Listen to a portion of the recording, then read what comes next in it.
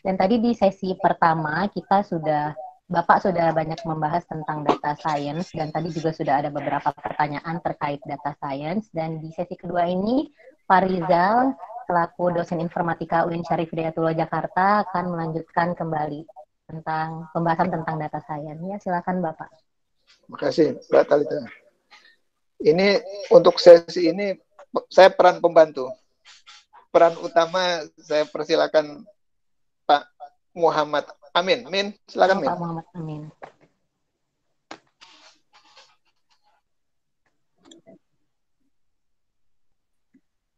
Iya, baik Pak. Kita langsung mulai aja ya.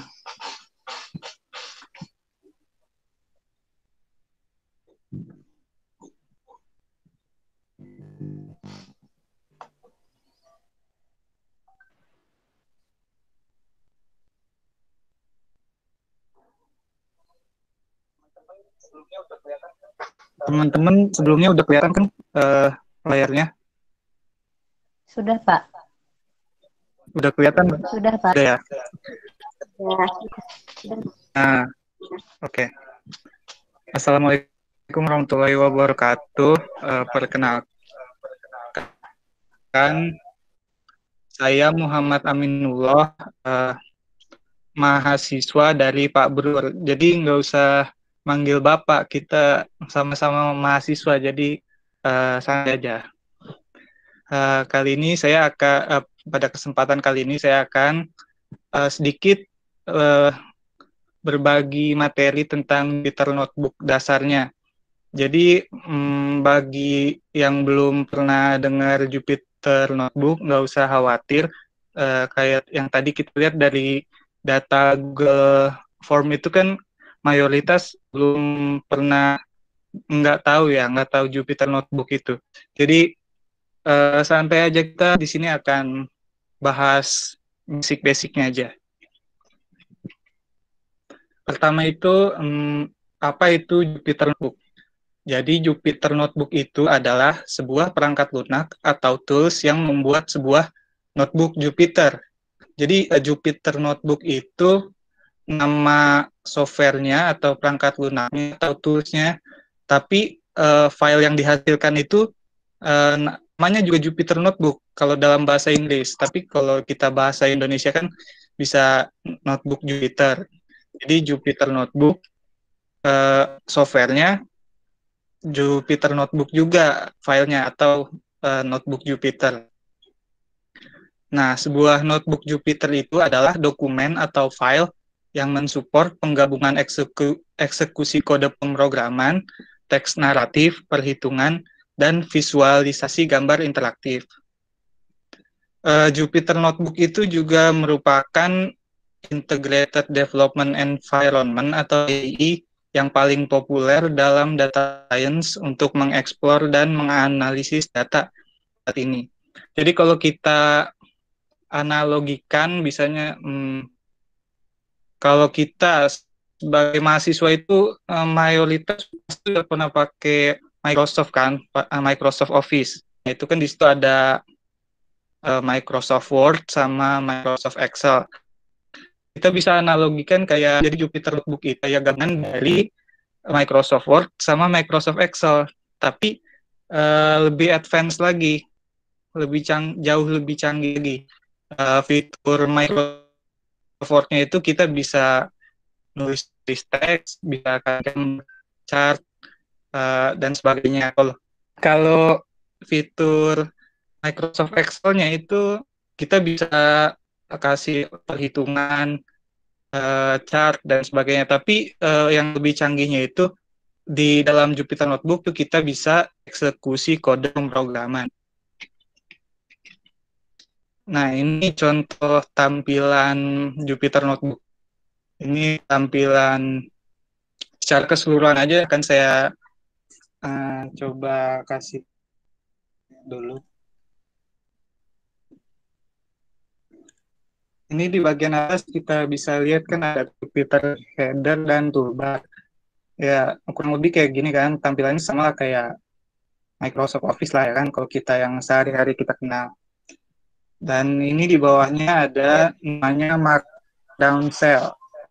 Itu sel yang berisi untuk kita isi tulisan, dan selanjutnya ada kode sel atau sel kode di mana kita bisa input ke pemrograman. Untuk Markdown dan kode sel nanti akan kita bahas lebih lanjut sambil praktek langsung. Support untuk kernel dalam book itu mendukung bahasa pemrograman Jupyter, bahasa pemrograman disebutnya kernel. Jadi kalau nanti ketemu kernel gitu, kalau di dalam environment Jupyter Notebook itu maksudnya bahasanya yang dipakai. Itu diantaranya ada Python, ada R, ada Java, MATLAB, dan lain-lain. Terlepas dari bahasa yang digunakan, tampilan Jupyter Notebook tetap sama. Ini ada contohnya Julia, Python, dan R. Itu nama Jupyter itu diambil dari gabungan 3 bahasa ini, Julia, Python, dan R. Pada praktek kali ini kita akan coba pakai Python ya, karena Python itu bahasa yang paling umum dipakai untuk Jupyter Notebook. Untuk teman-teman yang belum pernah pakai Python atau belum pernah pakai bahasa pemrograman sama sekali, nggak apa-apa, nggak usah khawatir, kita nggak akan terlalu dalam ke pemrogramannya. Tapi kalau yang berminat untuk belajar juga saya rekomendasikan banget, soalnya ini Python itu banyak keunggulannya, itu salah satunya open source atau gratis, semua orang bisa pakai. The learning ease atau belajarnya itu kita terbilang mudah lah, dan data strukturnya user friendly, ada banyak support library-nya dan community dan support. Jadi kalau bagi yang ingin belajar Python jangan khawatir. Mau dari jurusan apa aja. Kita di sini kan KKN itu biasanya kalian semua itu kan terdiri dari jurusan yang beda-beda kan. Jadi kalau dalam data science itu nggak usah khawatir, walaupun nggak dari bidang komputer atau statistik, mau dari bidang apa aja pasti bisa masuk, karena zaman sekarang kan big data kan. Big data itu datanya kita bisa dapat dari bidang mana aja. Jadi mau kalian dari bidang komunikasi atau dari mana juga, kalau mau masuk dalam bidang data science pasti bisa. Nah, selanjutnya kita akan ada 2 cara untuk menggunakan Jupyter Notebook. Satu itu offline dengan Anaconda, nama softwarenya Anaconda. Itu defaultnya akan pakai bahasa Python, dan ada juga caranya dengan online, yaitu berbasis layanan cloud. Untuk praktek kali ini kita nggak akan pakai yang offline ya, karena keterbatasan waktu juga, dan untuk installnya itu cukup memakan waktu dan agak ribet juga. Jadi tapi kalau yang ingin tetap tertarik bisa coba aja nanti ya. Itu caranya download dulu Anaconda-nya, nanti jalankan navigatornya, launch Jupyter Notebook, dan langsung kebuka. Ya, direkomendasikan pakai Google Chrome. Dan kalau pakai Anaconda ini, sebagian besar kita nggak perlu koneksi internet kecuali untuk download library-nya. Itu ada linknya kalau untuk yang tertarik ya. Nah, tapi untuk praktek kali ini kita akan pakai coba Jupyter Notebook-nya yang versi online. Di atas itu ada linknya kan, ada jupyter.org/try. Itu coba kita buka aja. Kalau yang mau lihat, di linknya ada juga di Google Classroom ini. Nih, bisa kita klik aja yang ini, yang namanya Project Jupyter. Kita klik. Nah, langsung kita ini coba try Classic Notebook.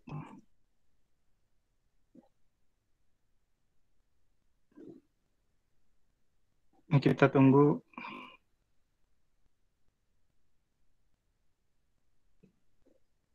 Kelemahannya di sini kadang untuk yang try ini kadang kalau penggunanya banyak yang pakai, kita nggak bisa pakai. Jadi nanti akan didemokan kalau untuk Jupyter Notebook berbasis cloud yang lebih lebih advance. Nah, ini kita sekarang udah nyoba, udah masuk dalam tampilan Jupyter Notebook-nya. Teman-teman udah pada nyoba juga atau gimana? Tinggal klik aja linknya, nanti akan masuk ke sini. Selanjutnya, pertama itu kita bahas file manajemennya dulu ya. Itu ada create notebook atau membuat notebook, ada open atau upload, dan save atau download. Kita coba satu-satu. Pertama create notebook dulu. Ini kan kita udah kebuka nih. Ini sebenarnya juga udah, namanya ini udah notebook, tapi ini kan bawaan dari Jupyternya ya untuk welcome aja. Jadi kalau kita mau membuat notebook baru, ini kita bisa ke file, dan new notebook, dan pilih Python 3.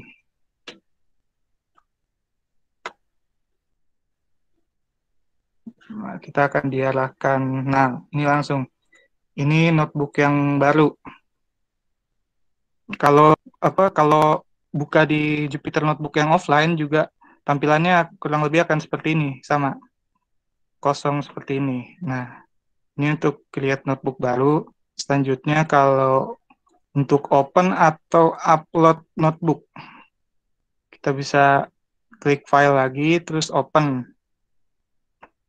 Nanti akan diarahkan ke directory manajemennya. Nah, di sini kita kalau di environment online ini, kita bisa upload dan pilih file notebook yang misalnya kita udah punya sebelumnya, jadi untuk dibuka. Nah, langsung buka aja. Upload. Ini sudah diupload kan, udah masuk di sini, tinggal klik aja.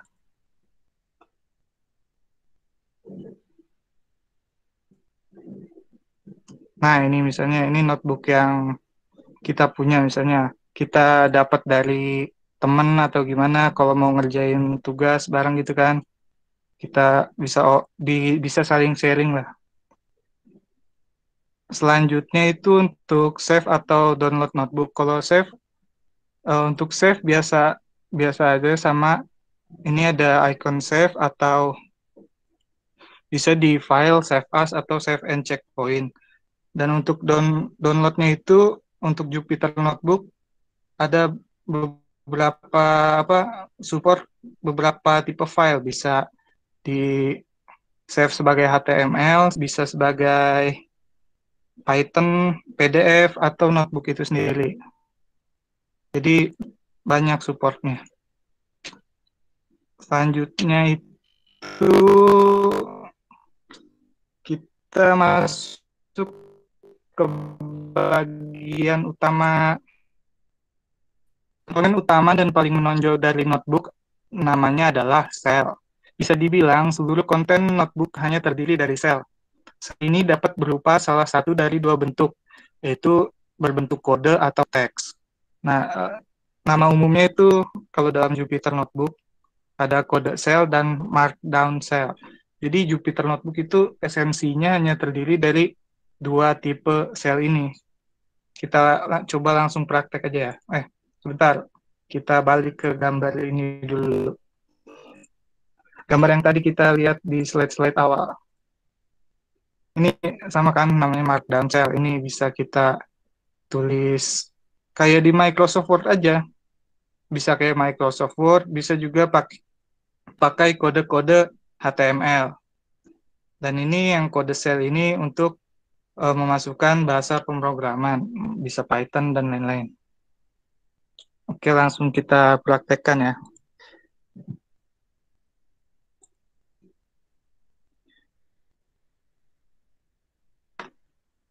Sebelumnya ini kita mau prakteknya mau interaktif atau mau lihat aja nih? Kan namanya praktikum, kalau teman-teman mau nyoba juga atau gimana, atau lanjut aja? Lanjut aja. Lanjut ya? Ayo udah. Oke, lanjut. Oke, pertama sel ya. Jadi kan ada yang namanya kode sel atau markdown sel. Kode sel itu eh, untuk menjalankan kode. Kita bisa lihat kalau kita sel ini adalah kode sel, kita bisa lihat di sini ada tulisan kode kan. Berarti ini kode sel, atau perbedaannya sama markdown sel itu biasanya seperti ini. Ini kita kalau mau nambah sel baru bisa ini insert cell below dan kodenya kita ganti jadi markdown. Nah, perbedaannya biasanya itu kalau di kode sel itu ada tulisan ini nih, in di awal selnya. Jadi di sini untuk nulis-nulis kode. Sebenarnya nggak harus kode pemrograman juga. Eh, Perhitungan simple juga bisa nih. 1 tambah 1 misalnya. Terus kita untuk menjalankan selnya kita klik run ini. Nah, itu kan 1 tambah 1, 2. 1 tambah 9, 10. Ini untuk perhitungan biasa tanpa bahasa pemrograman bisa kan? Nah, kalau ini kan tadi nih kita lihat di sini markdown cell, berarti ini untuk nulis-nulis gitu. KKN 163. Nah, gitu aja punya ini bisa kita pindahin ke atas. Pokoknya intinya markdown cell itu untuk nulis teks atau gambar, dan untuk kode sel itu untuk perhitungan atau kode. Kita coba kodenya deh satu lagi.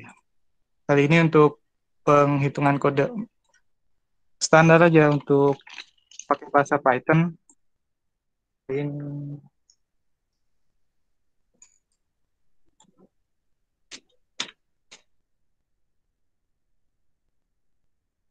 hello. Udah kita klik run. Nah, itu kan keluarkan hasilnya hello. Oke, kita lanjut dulu ya. Nah, ini sekarang kita bahas basic comment-nya. Jadi basic comment-nya itu yang kita bahas hanya bagaimana untuk menjalankan sel sama menginterupsi proses sel yang berjalan itu. Jadi run sel dulu. Run sel itu seperti contoh yang barusan kita udah lihat, kalau kita masukin perhitungan terus kita run langsung kan. Nah, tapi ada juga shortcutnya. Shortcutnya itu untuk mempermudah kita untuk langsung menjalankan sel. Ada shift enter sama alt enter. Jadi kita nggak usah pakai balik-balik ke klik tombol run ini kan. Perbedaannya itu kalau shift enter kita menjalankan, terus eh, kursor kita atau sel kita yang aktif pindah ke sel berikutnya. Ini kita coba shift enter. Nah kan kita ganti deh 1 tambah 8. Kita coba pencet shift enter. Nah ini selnya berjalan, outputnya keluar, dan sel yang aktif berpindah ke sel berikutnya. Kalau untuk ALT plus enter itu selnya akan berjalan terus menambahkan sel baru di bawahnya. Coba kita tes ya. ALT enter. Nah, setelah kodenya berjalan, kita bertambah kan di sini sel baru gitu.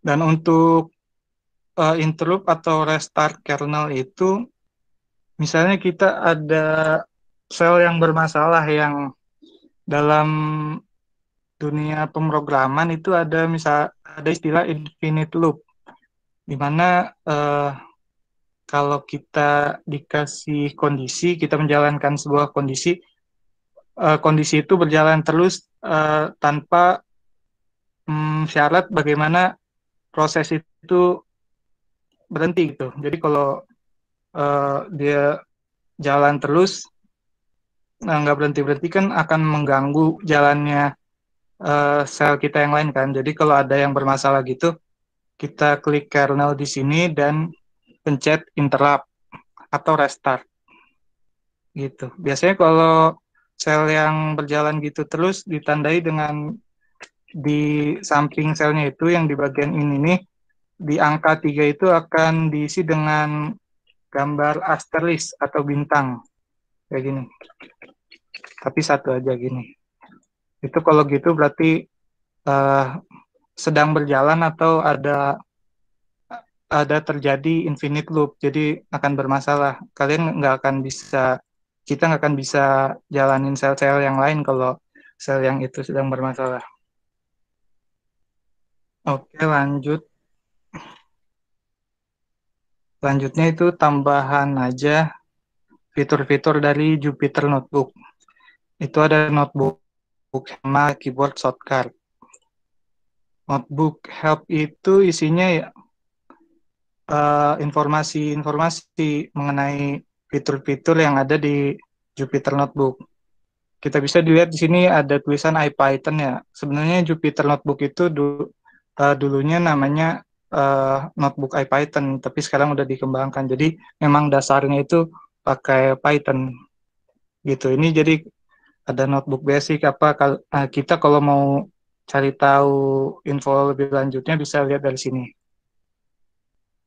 Selanjutnya keyboard shortcut itu juga berisi informasi shortcut-shortcut yang bisa kita lihat untuk berbagai perintah-perintah yang ada.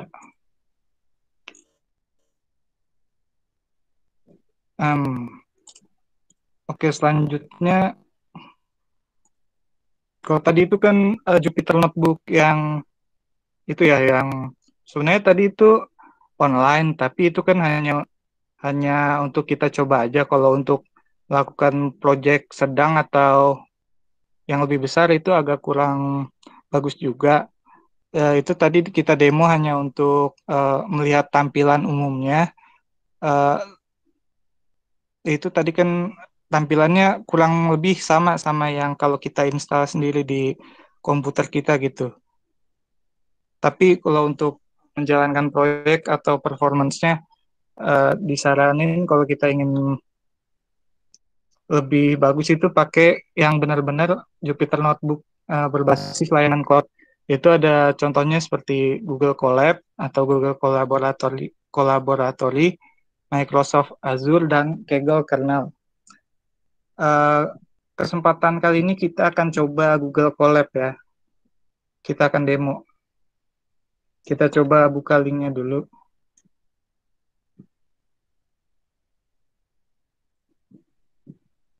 Sebelum pindah ke Google Colab, ada pertanyaan dari Jupyter Notebook-nya. Ini kalau ada yang melihat contoh filenya yang udah banyak isinya, kalian bisa lihat di Classroom di file ini nih, yang Python Crash Course. Kalian buka aja dari Jupyter Notebook-nya. Kalian bisa coba-coba di situ. Ini kita close aja ya, yang Jupyter Notebook. Ini sebelum lanjut ke Google Colab, nggak ada pertanyaan. Teman-teman ada yang mau bertanya tentang Jupyter Notebook? Santai aja ya. Nanya yang for dummy sama sekali juga nggak apa-apa. Kita layanin, santai aja. Mau tanya aku? Boleh. Tanya ya. Nomor telepon apa ini? Ini untuk Jupyter Notebook-nya bahasanya bisanya Python aja atau bisa bahasa yang lain-lainnya juga? Oke, iya. Siapa tadi yang nanya? Nggak lihat, maaf. Citra. Citra Ayu. Bisa aja Amin, modus nih Amin.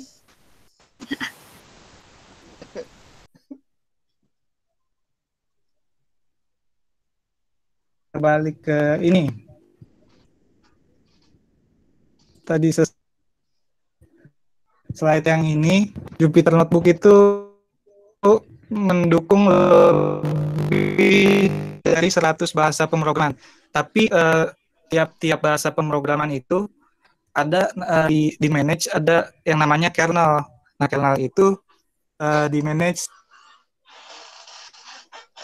di dalam Jupyter Notebook. Kalau kita tahu atau kita pakai di default itu pakai tergantung layanan cloud-nya. Kalau di situ udah terinstall kernel-kernel yang lain, kita bisa langsung pakai. Tapi kalau umumnya itu pakai bahasa Python atau bahasa R yang sedang populer untuk bahasa data science. Itu kan ada dua ya, ada Python dan R. Kalau defaultnya itu Python, tapi support juga lebih dari 100 bahasa pemrograman. Nah, selain Python itu, umumnya kita harus install atau tambahin sendiri gitu. Apa kurang jelas atau bagaimana? Ada lagi? Ya, gimana? Ya udah, makasih. Ya. Oke, ada lagi nggak ya? Bisa dilanjut. Ada lagi yang mau bertanya? Atau peserta ada yang mau demokan Hello World? Kalau ada demonya kita kasih permen. Ada yang mau demokan Hello World? Ya boleh, kalau ada yang mau demo. Tadi kan dari Google Form itu kan ada yang udah sering pakai. Gak apa-apa kalau ada yang mau demonstrasi di sini. Jadi kita saling sharing aja, nggak harus dari saya aja gitu. Oke teman-teman.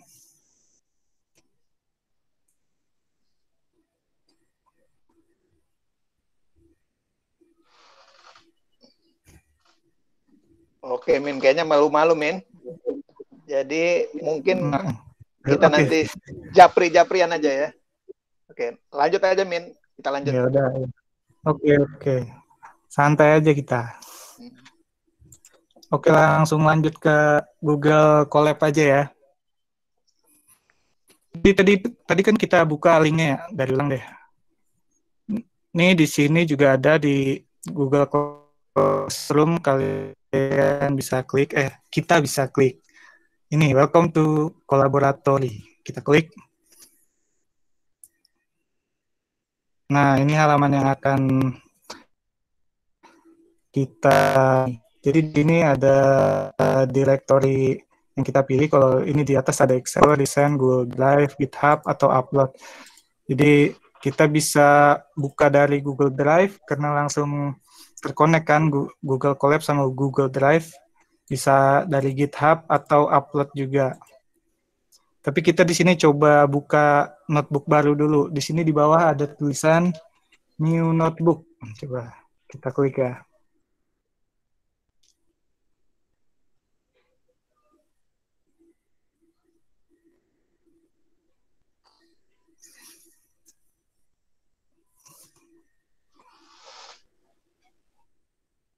Nah, ini udah kebuka halaman notebook barunya. Akan kita lihat dulu bagiannya satu-satu ya, dari kurang lebih akan mirip seperti Jupyter Notebook yang tadi, tapi akan ada sedikit perbedaan, tapi kurang lebih cara kerjanya itu sama. Pertama kita lihat dulu di sini ada nama file, ini bisa kita ganti. Kita klik aja terus kan 1 dan 3. Itu udah keganti. Terus di bagian sini ini ada tombol share, salah satu kelebihan dari Google Colab ya. Jadi satu notebook ini kita bisa kerjain bareng-bareng sama rekan-rekan kita. Coba kalau kita klik gitu kan. Nah, ini akan muncul gini kayak ya tampilan Google biasa untuk sharing-sharing. Di sini tuh kita bisa misalnya add Pak Brur gitu, send. Ini bisa diatur jadi editor atau hanya komentar atau viewer gitu. Jadi bisa banyak orang di sini. Jadi kita bisa saling kerjasama untuk satu notebook. Kalau komen ini untuk bikin komen-komen aja. Kalau untuk komentar tadi kan, jadi misalnya kalau sedang dalam satu project itu kita bisa saling memberi masukan gitu. Nah, ini dari siapa gitu. Selanjutnya ada icon, ini ada icon settingnya. Ini setting dasar notebooknya. Nah ini kurang lebih seperti itulah. Terus kita lanjut ke toolbarnya. Untuk new notebook, open, upload kurang lebih sama kayak Jupyter Notebook yang tadi. Untuk save bisa langsung di Drive atau GitHub. Tapi kalau untuk downloadnya ada sedikit perbedaannya. Kalau untuk di Google Colab ini hanya support untuk IPYNB atau file notebook dan PY atau file Python. Sama kalau mau kita bikin file PDF-nya kita bisa klik di print ini.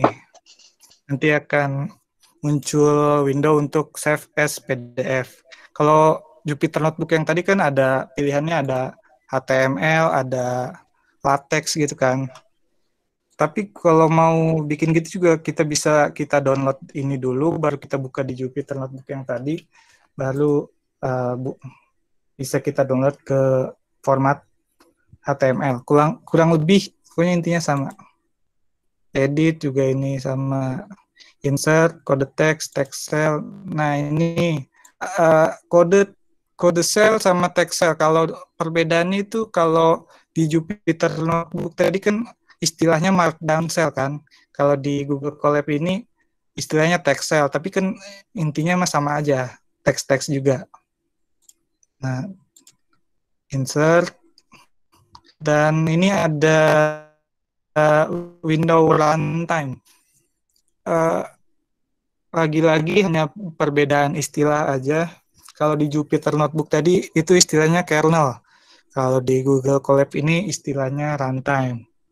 Nah, sama aja untuk run atau interrupt atau restart runtime atau kernel kalau di Jupyter Notebook yang tadi kan. Ini ada keyboard short. Intinya sama. Sebentar.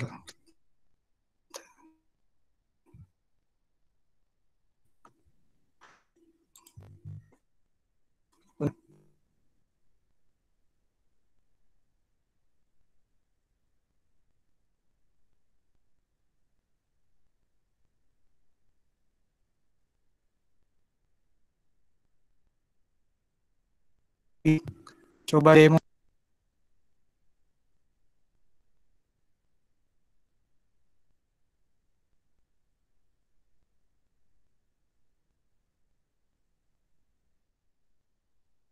Aja dari situ juga akan kita.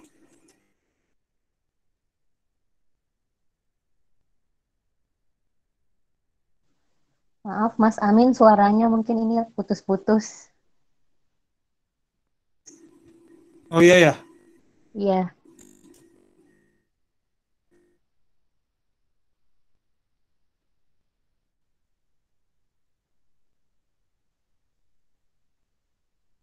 Aja.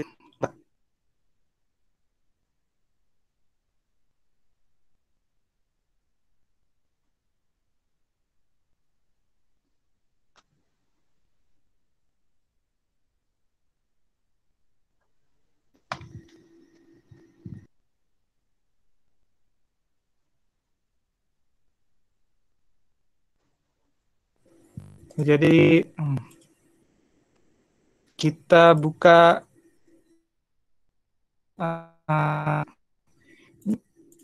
file ini, copy file demonya.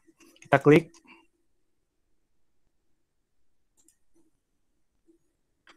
Nanti akan ada tampilan seperti ini, bisa kita open with Google Collaboratory.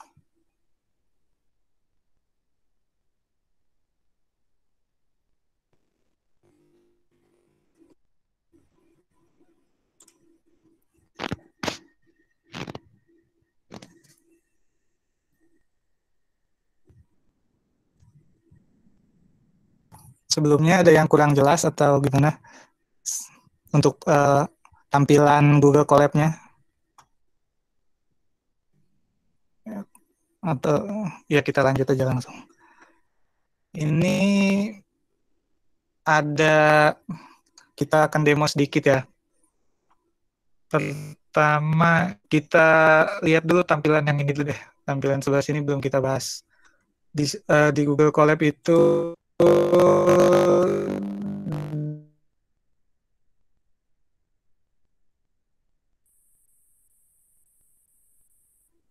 baru kan, di situ ada table konten, kita bisa navigasi notebook kita.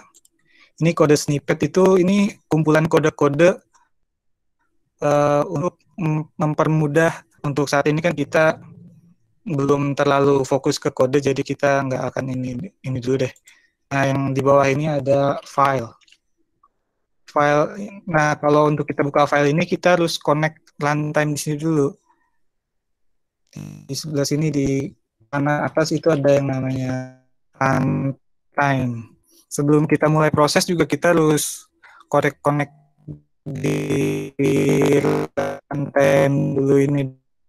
Nah, kalau udah checklist begini berarti kita udah terconnect. Di situ juga ada keterangan RAM dan disk yang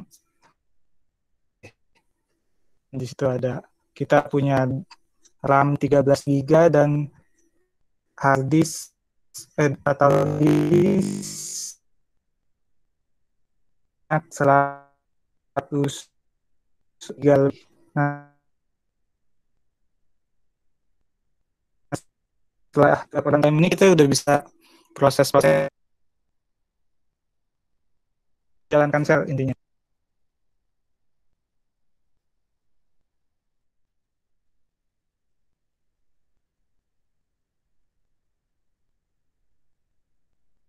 Ini bisa kita lihat.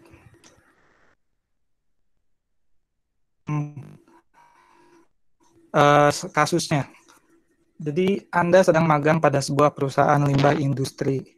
Lalu pihak supervisor meminta Anda untuk membuat analisis sederhana tentang data temuan yang harus kita cari tahu, yaitu ini jumlah temuan audit, dan yang kedua itu persentase penyelesaian audit tepat waktu. Jadi kita dikasih data aja misalnya sama pihak supervisornya dan kita analisis gitu. Pokoknya kamu cari tahu analisis data ini.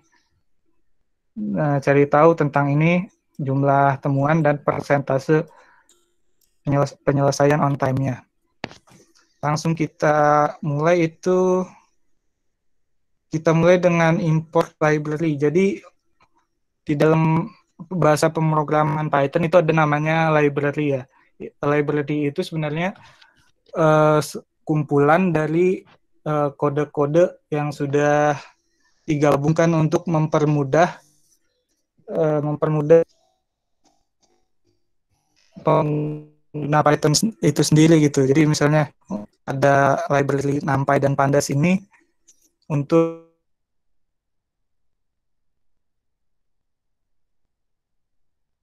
proses matplotlib dan seaborn visi data. Jadi ini hanya akan memproses data sama visualisasi untuk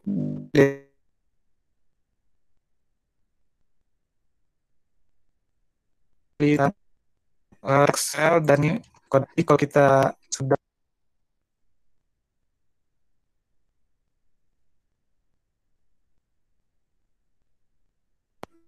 paling simpel sih tinggal klik di sini aja. Nah, kita coba.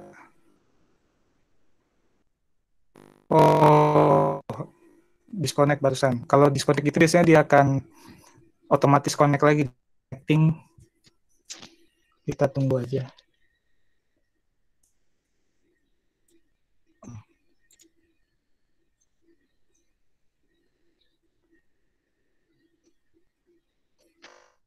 Nah, kalau sudah checklist gini berarti sudah. Nah,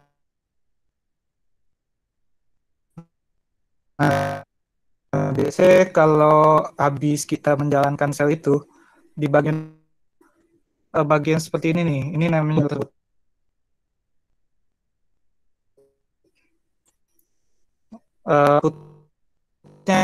beda untuk kode apa yang kita jalankan. Query-nya. Selanjutnya kita muat datanya, data yang telah diberikan tadi. Misalnya kita asumsikan saja di sini datanya Excel gitu ya. Bisa dari Excel, bisa dari database perusahaan, pokoknya bermacam-macam. Nah, ini kita langsung memproses memuat datanya aja. Kita jalankan, klik ini. Terus ini kita preview data yang diberikan. Nah, kalau kita klik ini kan outputnya kelihatan nih. Ini data yang kita terima gitu. Ada beberapa kolom kan ada dan beserta isinya. Di sini ada 118 baris dan 33 kolom. Nah, intinya datanya seperti itu. Terus ini kita lihat di sini kan di dalam Jupyter Notebook itu kita bisa input gambar. Jadi teks, gambar. Jadi kalau kita klik 2 kali di gambar ini misalnya. Nah, ada 2 cara.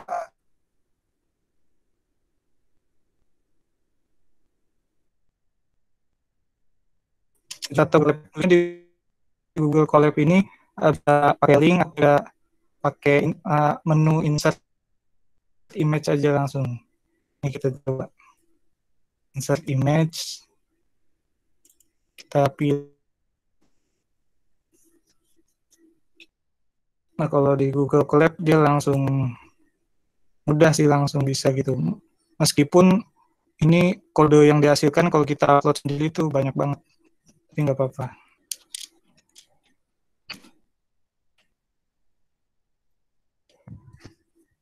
Nah, itu akan langsung muncul kan gambarnya. Nah, itu kita sudah, oh iya, untuk analisis data itu kita pakai pokoknya ini frameworknya lah, framework data preparation, seperti itu kurang lebih. Untuk data preparation kali ini itu ada untuk kolom, untuk baris, dan untuk value-nya. Untuk selection tapi kita nggak usah,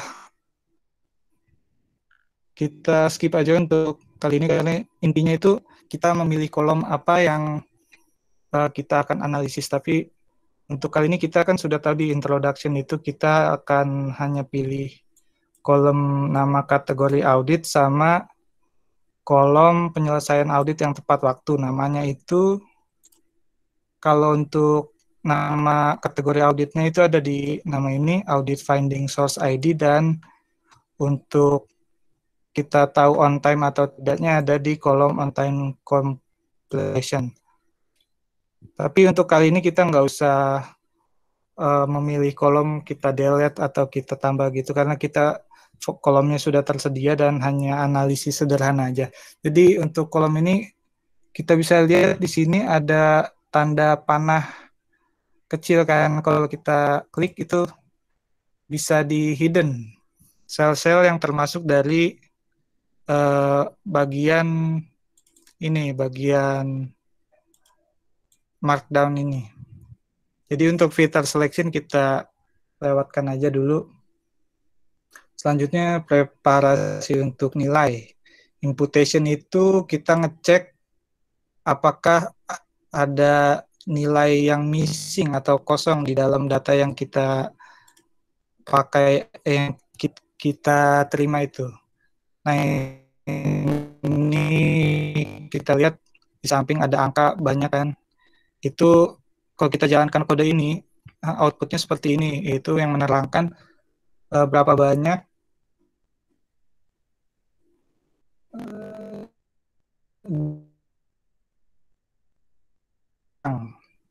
jadi kalau kita itu tadi tidak ada berarti nggak usah kita itu, dan on time completion ini ada 63 berarti kita harus proses dulu.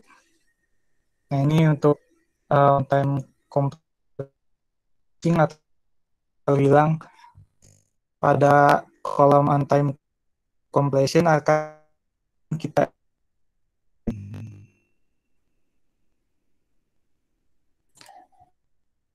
pertama ini kalau kita jalankan kode itu value apa aja yang missing di dalam completion tersebut. Nah ini kita lihat data yang ada nilai missing pada completion. Selanjutnya kode selanjutnya mengisi nilai kosong itu sama nilai missing ini.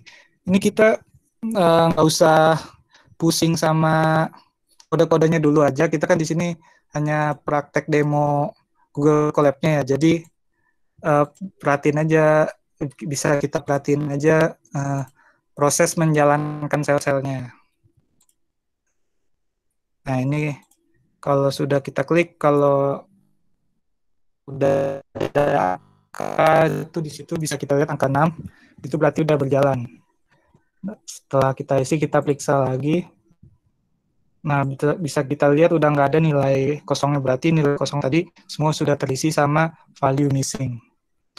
Selanjutnya untuk baris, kita akan cek apakah ada data yang duplikat dari semua data yang kita terima itu. Kita klik di sini, run. Outputnya dihasilkan 0, berarti tidak ditemukan baris duplikat pada data. Nah, setelah data preparation tadi, kita langsung masuk aja ke analisis. Analisisnya di sini kita sederhana aja, kita pakai analisis deskriptif. Kalau lihat dari Google Form tadi, cukup banyak yang udah melakukan analisis deskriptif ya. Jadi langsung kita coba aja. Ini kode-kodenya, pokoknya intinya kode yang ini untuk menghasilkan grafik atau chart jumlah dari finding masing-masing source. Nah ini kalau kita jalankan outputnya itu nanti keluar seperti ini. Bisa kita lihat di sini kategori 1 incident report itu terbanyak kategorinya. Ini untuk kita lihat frekuensinya atau jumlahnya dari masing-masing kategori, dan ini bisa kita lihat untuk persentase dari kejadian tiap kategori tersebut. Jadi ini untuk masalah pertama udah terjawab ya tadi pertanyaannya. Cari tahu jumlah temuan masing-masing kategori audit. Nah setelah kita buat chartnya, kita hitung berapa banyak dan persennya. Masalah pertama ini kita sudah dapat. Masalah kedua itu tadi persentase penyelesaian audit tepat waktu. Jadi langsung aja kita jalankan kode untuk grafik, menampilkan grafik jumlah status dari on time completion-nya tersebut, melewati deadline atau tidak gitu. Kalau kita jalankan, nah ini akan langsung muncul grafiknya. Di sini ada yes, ada no, dan missing. Yes itu berarti jumlah berapa banyak yang penyelesaian temuan audit tersebut yang diselesaikan tepat waktu. Untuk no itu yang tidak tepat waktu atau lewat deadline, dan missing itu tidak ada datanya gitu. Walaupun dari 2017 sampai sekarang juga tidak diinput datanya. Jadi bisa lewatnya jauh sekali. Dan frekuensinya sama, kurang lebih sama kayak yang sebelumnya. Ini untuk persentasenya. Nah, dari dua grafik itu bisa kita gabungkan jadinya. Ini nanti menjadi grafik seperti ini. Kita bisa lihat. Ini grafik jumlah kategori auditnya dan persentase tiap kategorinya. Ini misalnya kita lihat di sini ada di insiden report itu, kita lihat di kanan pojok kanan ada label ya. Untuk warna abu-abu itu missing, untuk orange itu no, dan untuk warna biru itu yes. Lihat misalnya di kategori 1 atau insiden report atau laporan kecelakaan itu 40% di sini warna biru menunjukkan penyelesaiannya tepat waktu, dan untuk 32% tidak tepat waktu, dan 26% itu informasinya hilang atau tidak terisi pada data yang diberikan. Nah, dari tampilan grafik ini aja kita bisa menyimpulkan kan beberapa temuan atau insight yang kita temukan dari analisis data tersebut. Jadi insight itu sebenarnya hanya temuan apa yang kita dapat dari analisis data gitu. Jadi coba bisa kita isi di sini.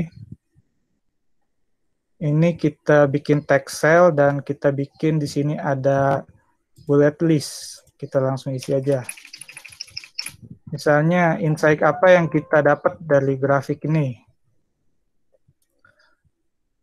Oh ya, sebelumnya ini grafiknya sebenarnya saya nggak bikin di Jupyter Notebook. Saya pakai tools data science yang lain, yaitu namanya QTools, KUTOOLS.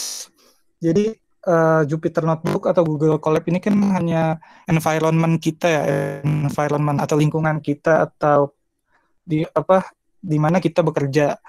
Tapi untuk memproses data, kalau kalian misalnya lebih nyaman dengan tools lain, misalnya pakai Excel atau apa, ya nggak apa-apa. Jadi karena data science itu toolsnya kan luas, jadi nggak harus pakai Jupyter Notebook aja. Kita bisa pakai tools yang kita suka atau kita lebih kuasai gitu. Ini jadi saya pakai tools lain namanya QTools. Terus hasil dari itu saya tampilkan aja ke Jupyter Notebook ini. Seperti itu. Nah, insight-nya itu bisa kita lihat kan, misalnya kita lihat kategori 1 ini yang terbanyak kan, jadi kita langsung tulis aja di sini.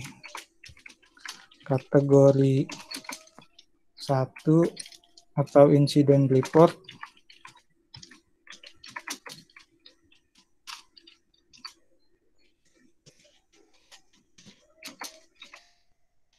merupakan kategori dengan temuan terbanyak, misalnya gitu.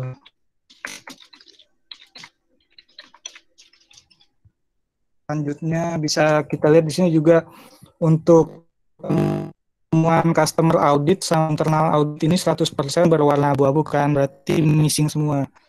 Berarti dari temuan audit yang didapat 100% untuk bagian customer audit sama internal audit ini tidak masuk ke dalam database gitu. Jadi kita bisa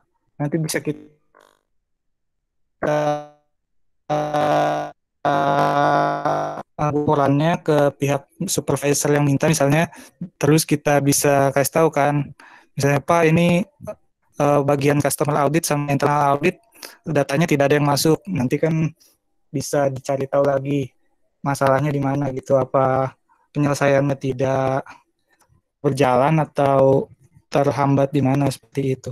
Pokoknya intinya seperti itu deh. Pokoknya dari demo kali ini kita itu punya untuk menjalankan Jupyter Notebook sama Google Colab intinya mudah kan. Pokoknya kita hanya pakai jalankan tambah kode Excel atau Excel gitu. Kita bisa nulis kode, kita bisa insert gambar, kita bisa tulis-tulis. Pokoknya analogi seperti Microsoft Word sama Microsoft Excel yang digabung, tapi fiturnya itu jauh lebih canggih. Pokoknya intinya seperti itu. Oke, kita lanjut ke slide terakhir. Ini keuntungan dari memakai Google Colab, yaitu ada satu sharing atau collaboration. Tadi yang kita tagnya kita bisa saling sharing, misalnya sama tim data science kita atau dari pokoknya sesama tim kita deh. Terus satu collab itu kita dikasih ini di CPU Intel Xeon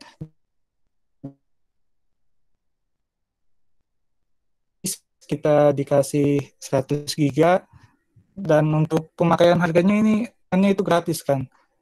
Iya gratis. Jadi misalnya saja keuntungannya yang di GPU atau graphical processor unit yang dikasih sama Google Colab itu dia pakai Nvidia Tesla K80. Kalau kita beli sendiri itu harganya 3.500 pound sterling atau setara dengan 68 juta rupiah. Jadi kita bisa pakai gratis itu kan udah untung banget kan. Nah gitu, kita hanya perlu browser sama koneksi internet untuk memproses atau menganalisis data kita. Ya, demikian sharing-sharing saya. Apa ada pertanyaan atau tambahan atau saran gimana? Ada yang mau demo lagi? Ya baik teman-teman, apa ada yang mau bertanya? Atau sharing mungkin ke Mas Amin atau Pak Bror?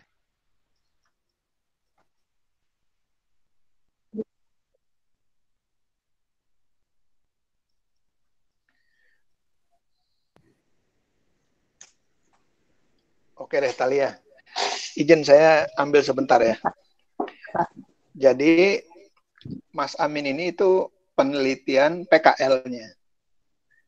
Dan nanti skripsinya juga ada terkait dengan data science.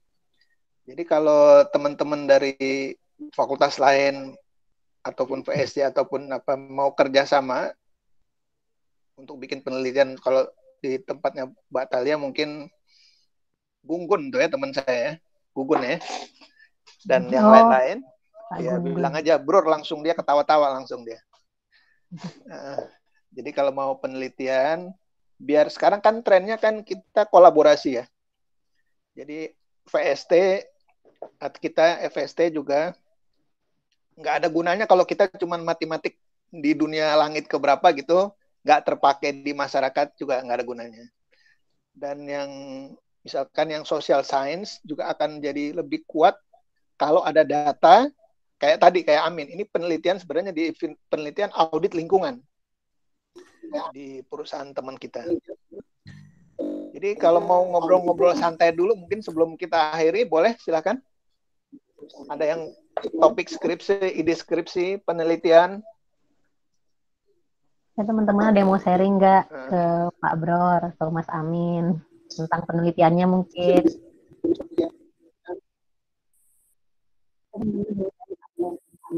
Tentang penelitiannya mungkin. Mas Alam kayaknya mau ngomong. Mas Alam ngomong. Alam?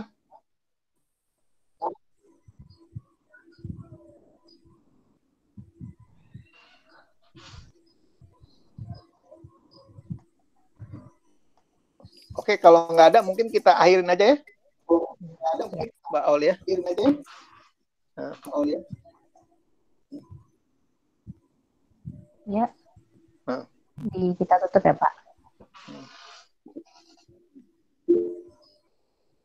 Oh, ya, tuh Alam tuh. Oh ya. Suara saya tidak masuk ya. Iya, Mas Alam, suaranya nggak masuk.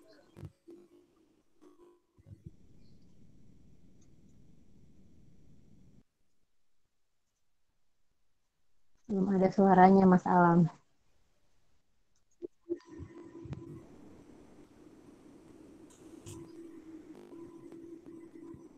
Oh ya, boleh. Pakai chat aja nih. Oke. Pakai chat aja.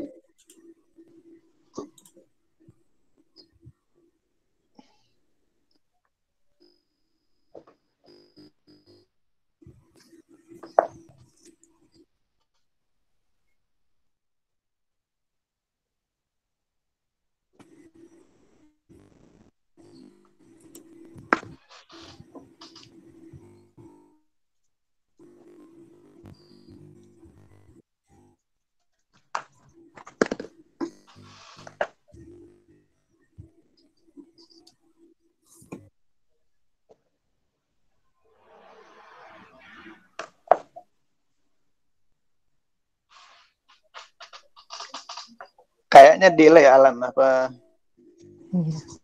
Apalagi masih sekali Pak ya. Hah? Ya bisa Apalagi jadi pertanyaan. mengetiknya panjang. Apalagi Ya, bisa jadi mengetiknya panjang.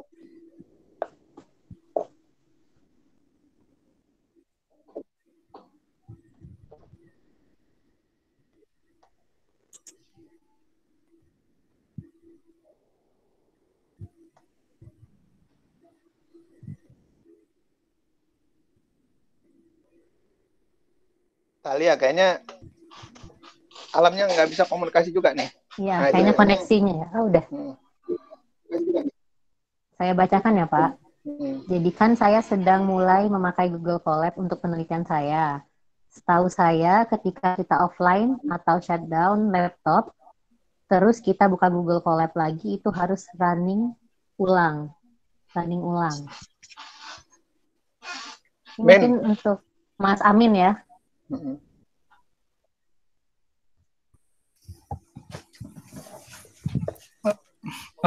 Oke. Oke, bentar ya.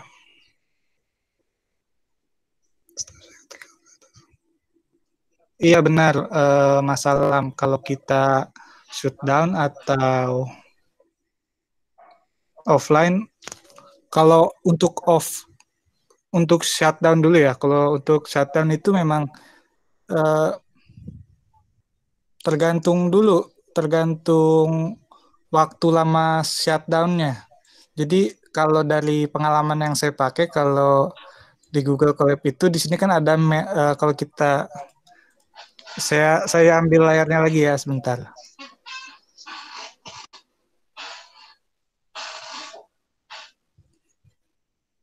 Nah ini kalau kita klik di sini di tanda panah di bagian time itu ada manage session.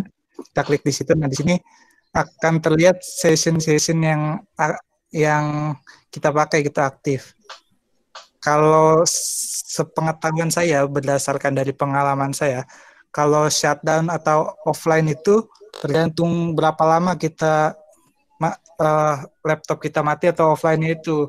Kalau misalnya berjam-jam mungkin iya proses yang tadi kita jalankan itu akan hilang dan harus kita mulai dari ulang lagi misalnya dari muat data lagi. Tapi kalau hanya 5 menit atau berapa, saya kurang tahu jelasnya berapa menit yang Google kasih untuk session kita ini tetap aktif. Kalau selama masih sebentar itu dan masih dalam waktu yang diberikan oleh Google, kalau session kita masih aktif, kemungkinan masih bisa ya, atau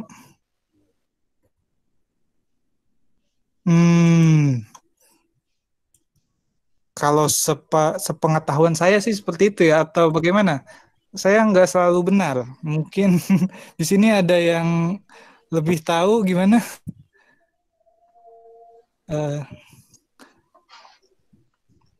Iya benar nih kata Pak Blur, di kondisi air di save.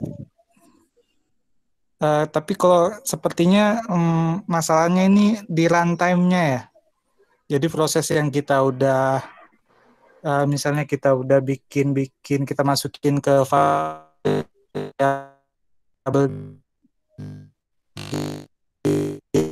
itu di dalam masalah machine learning itu kita idealnya kalau kita shutdown itu hilang gitu maksudnya ya pelatihan modelnya itu. Jadi kita harus training ulang. Apa seperti itu menurut Mas Alam? Kalau seperti itu sih memang itu kayaknya salah satu kelemahan dari Google Colab ya. Kalau di Jupyter Notebook itu kan menurut saya kalau kita training model machine learning itu beberapa model atau yang saya tahu sih saya pernah pakai itu model LSTM neural network ya. Kalau kita latih di situ kan nanti kita akan dapat file weight dari yang dihasilkan dari neural network itu. Jadi dari file itu kita nggak akan hilang kalau di Jupyter Notebook yang offline. Kalau pengetahuan saya gitu sih. Kalau di Google Colab sepertinya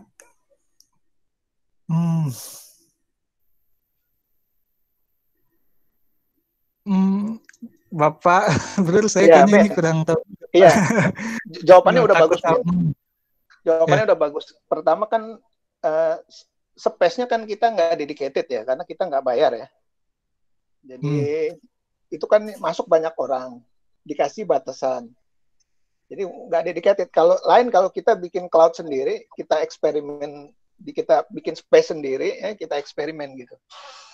Jadi kalau yang Google Colab ini emang sementara, temporary lah sifatnya. Nah, temporary-nya berapa lama ya tergantung Google ngasihnya aturan mainnya. Nah, kalau yang di IBM itu nggak bisa yang begini. Karena kalau IBM kita harus daftar, space-nya harus dibikin, ya relatif lebih permanen dibandingkan yang di Google Colab. Mungkin jawabannya seperti itu. Tapi kalau putus sebelum modelnya terbentuk emang susah. Tapi kalau modelnya udah terbentuk terus tinggal kita run lagi itu nggak ada masalah. Kalau di yang dedicated tadi ya. Nah, itu mungkin Alan udah jawab. Ini Alan nih mahasiswa saya kan benar kan ya? Bimbingan saya juga nih kan. Ini seguru seilmu nih ya. Itu dia udah jawab. Dia cuman ramain aja. Oke. Gitu. Talia. Ya. Jadi bagaimana teman-teman? Sudah cukup ya? Ada yang mau bertanya lagi? Iya. Atau sudah jadi, ini? Ya. Nah, kalau mau ngobrol-ngobrol, kapan-kapan ada waktu kita terbuka ya, Mas. Ya, Pak. Mas Amin, Alam, saya, grup kita ya. Pokok enak lah diajak ngobrol kita, asik orangnya. Ya. Ya Pak, nanti gitu mungkin teman-teman kalau mau konsultasi penelitian bisa ke Bapak ya, atau Mas Amin atau Mas Alam. Ya. Jadi kita tutup ya Pak ya. Ya. Ya, demikian webinar kita pada hari ini. Semoga tadi apa yang disampaikan Pak Bror dan juga Mas Alam, Mas Amin bermanfaat. Teman-teman mungkin bisa lebih memahami lagi tentang data science for dummies, terus juga bisa menggunakan Jupyter Notebook dan juga Google Colab. Dan terima kasih juga buat kakak-kakak mungkin dan teman-teman yang sudah mau hadir di webinar ini. Dan di masa pandemi ini, semoga teman-teman dan kakak-kakak selalu diberikan kesehatan oleh Allah Subhanahu wa Ta'ala. Saya Tanta Zada, selaku moderator, pamit undur diri. Terima kasih. Wassalamualaikum warahmatullahi wabarakatuh. Waalaikumsalam warahmatullahi wabarakatuh.